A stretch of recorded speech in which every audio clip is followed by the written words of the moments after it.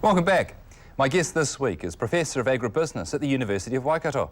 Jacqueline Rowarth, welcome back to Rural Delivery. Pleasure to be here, thank you. Jacqueline, can you define for us agribusiness, what it means for the University of Waikato, how you see it? Agribusiness, I think, is everything from the soil through the plant, animal, processor, marketing, onto the supermarket shelf, into the mouth. So it's everything from the start to the mouth. I won't go any further than that.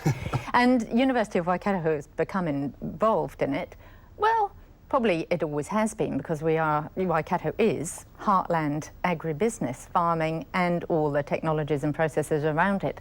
But more recently, there has been a major available within Waikato Management School's Management Studies degree, which is highly rated in the country, and it allows students who haven't done perhaps chemistry or the sciences in years 12 and 13, because they like economics, history, those sorts of things, to actually understand a lot more about New Zealand's major businesses and, of course, where the major employment areas are.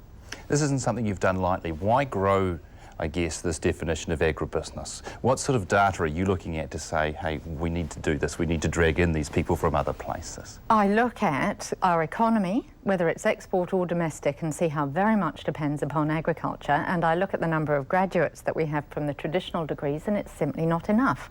It's 68 in 2011 that were actually in agricultural science and agri-commerce. That's out of 22,000 graduates, is a dire statement about New Zealand and its future.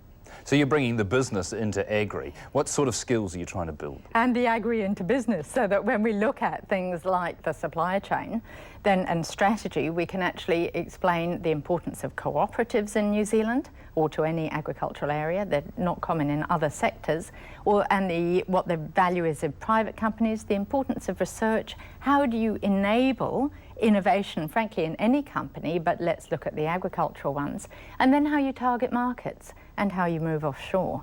When you think about universities, you do tend to think about younger people, up-and-coming people, but there is a huge wealth of people out there already working in this sector.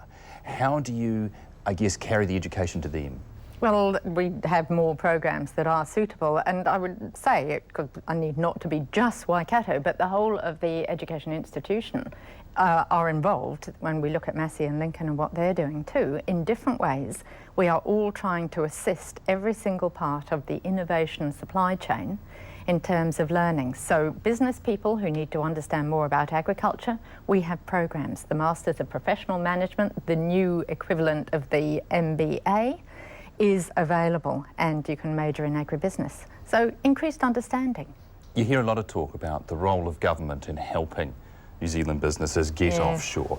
Quite a lot of those that you've mentioned earlier have had very little government help and do it on their own. Yes. So are we perhaps a little bit too reliant on thinking that someone's going to help us, and maybe we've got to sort of bootstrap ourselves to get out? Well, I think there are sort of two parts of the brain working there. You're absolutely right. New Zealand Trade and Enterprise has done a heap of work to try and assist people.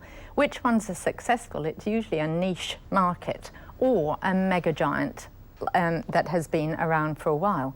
And some fascinating World Bank research said actually the only ones that are successful offshore are either the mega, they call them the export mega stars, superstars, and skewing things towards the small and medium enterprises isn't a good idea. So Roger, maybe we need to consolidate some of our small and medium enterprises through some sort of marketing platform to say, this is New Zealand. We are cleaner and greener and more efficient in our production than anybody else. Who wants to pay a premium for our premium product? How do we do that? Creating some sort of New Zealand platform so that people, if they want kiwi fruit or avocados or lamb or venison, they come to a particular place and say, this is what I need over the next 6 months or whatever, and then we contract for that. And the juggling within the country doesn't undercut offshore, because that's our downfall. Jacqueline, thought-provoking as always. Thanks so much for coming in. Thank you very much.